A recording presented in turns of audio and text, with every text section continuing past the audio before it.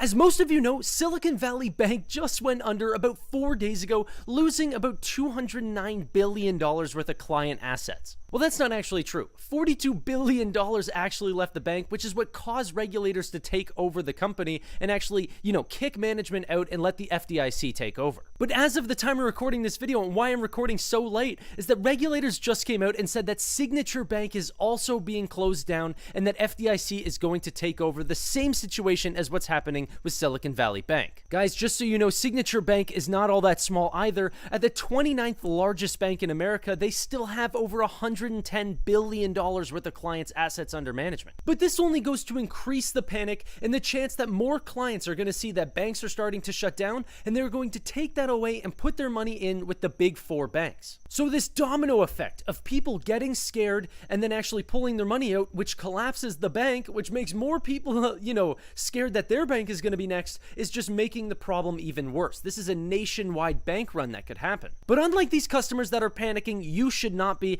as news just came out that the Federal Reserve, the Secretary of Treasury, and the FDIC actually came out with a joint press conference saying that they are going to cover all of the depositors for both Signature Bank and Silicon Valley Bank. Now, this is a developing story, so I'm apologizing if I miss anything, but the idea is that they're only going to cover customer deposits. They're not worried about the actual executives, the actual equity holders, or the debt holders of these companies, for which all of these people took public risks in order to invest in this company. But this is unlike an unsuspecting customer that trusts the American banking system in order to actually house their money in a checking or savings account. They do not promote these as risk assets at all, and they absolutely believe that their money is safe within these banks. So in order to cut all of this fear, this is exactly what they had to do. Protect the actual depositors and don't worry about the investors, and that's exactly what I also wanted to promote as well. But they did also want to note that this is not being fronted by the taxpayer in order to repay all of these customer deposits. Since 2008, they've actually been taking fees from the bank in order to actually supplement any sort of loss in this sort of nature. So they actually accrued about $100 billion worth in order to fund those deposits. So after selling all of, Silicon Valley Bank and Signature Bank's assets, they're going to fund the rest through the actual fund that they had to collect all those payments. The Federal Reserve went on to say that they've learned a lot since the 2008 financial crisis, and it shows in the distance between the last large banking failure. They've made amazing strides, but they're not perfect, as this is a real great show for how something can go wrong. This is where they step up with a new program called the Bank Term Funding Program, or BTFP. The BTFP is going to do exactly what you hope for. Take fees from the bank in order to ensure that customer deposits are secure, not the investors, the equity holders, or debt holders, or anything along these lines for which people are taking massive risks. But I just want to reiterate, this wasn't some sort of bad scam or anything along this line, okay? This was just bad management. This was a poor show of risk management, and somewhere where they're actually trying to maximize profits over actual protections. Just a quick summary for anyone that doesn't quite understand how this actually went down.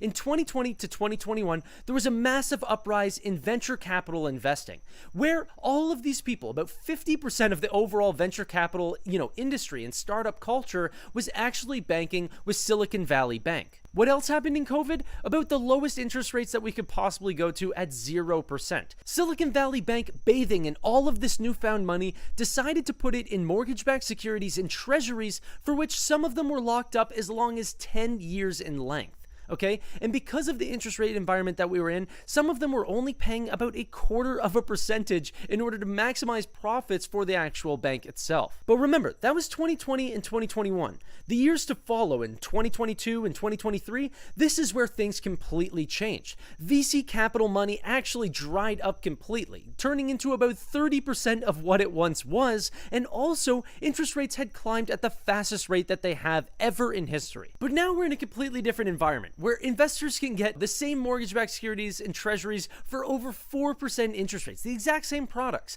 But how does Silicon Valley Bank actually go to sell their 0.25% yield products if people can get the exact same product on the market today? Well, they have to sell it at a massive discount in order for it to make sense for those investors. This is where you're seeing the massive discrepancy. They were actually taking losses on all of their reserves for what they were actually supposed to cover their deposits. So once they started reporting that they were actually losing money on these, $42 billion, like I had said, had freaked out and got the heck out of there.